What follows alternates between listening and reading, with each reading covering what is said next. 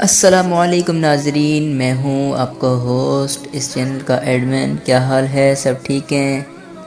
سنائیں حال و احوال کیسے ہیں؟ سب سے پہلے تو آپ ہمارے اس چینل کو سبسکرائب کر لیں، اور پھر آج ہم آپ کو آج کی کہانی سناتے ہیں۔ آج کا ہمارا موضوع ہے طاقتور کون ہے؟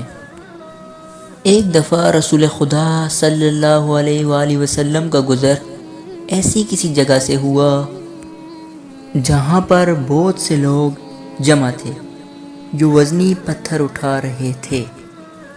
رسول خدا نے فرمایا، یہ کیا ہے؟ نوجوانوں نے کہا کہ ہم دیکھ رہے ہیں کہ ہم میں سے زیادہ طاقتور کون ہے۔